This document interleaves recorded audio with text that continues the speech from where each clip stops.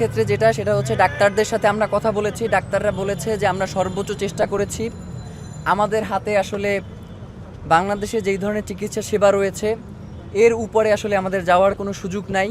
সেক্ষেত্রে আপনারা উন্নত চিকিৎসার জন্য তাকে বিদেশে নিয়ে যেতে পারেন, এটা আমাদেরকে চিকিৎসকদের যেই বোর্ড রয়েছে সেই বোর্ড থেকে জানানো হয়েছে। হ্যাঁ, এবং আমরাও এখানে সম্মত রয়েছি, যে পরিবারও সম্মত রয়েছে। তবে একটা কথা বলি ভাই, ওসমান হাদি যদি সেন্সে থাকতেন তিনি এই এভার কেয়ারের সামনে দিয়েও কোনোদিন হাঁটতেন না।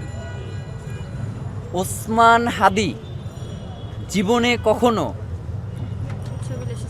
উচ্চবিলাসী ছিলেন না, এমনকি তার নিজ রোজগারের বাইরে 1 টাকার কোনো দুর্নীতি কারো কাছ থেকে নেয়া এমন কোনো অভিযোগ কখনো আসে নাই, এবং ওসমান হাদির টিমের নামেও কখনো আসে নাই।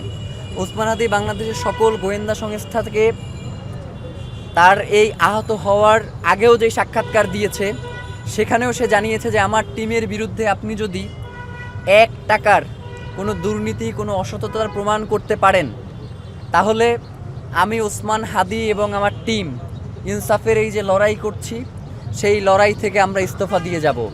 সুতরাং বাংলাদেশের প্রশ্নই ওসমান হাদিদের দরকার, যার কারণেই আমাদেরকে সিদ্ধান্ত নিতে হয়েছে যে ওসমান হাদিকে বিদেশে পাঠানো দরকার। ওসমান হাদি সেন্সে থাকলে তাকে কখনোই আমাদের পক্ষে বিদেশে পাঠানো সম্ভব ছিল না, কারণ আপনারা জানেন ইতিমধ্যেই ওসমান হাদি তার নির্বাচনী তফসিলে 2টা ঘোষণা দিয়েছিলেন। একটা হচ্ছে যে সরকারের যারা যায় তারা যেই ট্যাক্স ফ্রি গাড়ির সুবিধা নেয়, ওসমান হাদি ক্ষমতায় গেলে কখনোই এই ট্যাক্স ফ্রি গাড়ির সুবিধা নেবেন না, এবং এই যে কিছু হলেই চিকিৎসা গ্রহণ করতে বিদেশে যাওয়া মাথা ব্যথা করলেও ওসমান হাদি কখনোই এই চিকিৎসা সেবা গ্রহণ করতে ইচ্ছুক ছিল না। কিন্তু রাষ্ট্রের অতি প্রয়োজনে, এবং আমরা মনে করছি যেহেতু সে এখন আর শুধুমাত্র ইনকিলাব মঞ্চের সম্পদ নয়, সে তো বাংলাদেশের সম্পদই হয়ে উঠছে। সুতরাং বাংলাদেশের জনগণ যেহেতু মনে করছে তাকে বিদেশেই পাঠানো দরকার, সুতরাং আমরা ইনকিলাব মঞ্চ তো সবসময় বাংলাদেশের জনগণের রাজনীতিই করি এবং জনগণের কথাই বলি। সুতরাং সেই ক্ষেত্রে আমাদের তাদের বিরুদ্ধে যাওয়ার কোনো সুযোগ ছিল না, যার কারণে আমরা তাকে বিদেশে পাঠাতে সক্ষম হয়েছি।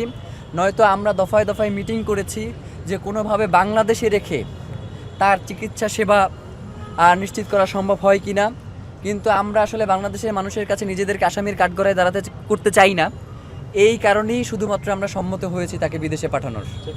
আচ্ছা, প্রথমত সেটা হচ্ছে আমরা বিএনপি, জামাত, এনসিপি সহ বাংলাদেশের সকল রাজনৈতিক দলের যারা শীর্ষে অবস্থান করছেন আওয়ামী লীগ ব্যতীত, এবং যারা আওয়ামী লীগ সেবাদাস তাদের বাইরে যারা রয়েছেন সকলের সাথে পরামর্শ করেই আমরা এই সর্বদলীয় প্রতিরোধ সমাবেশের আয়োজন করেছি।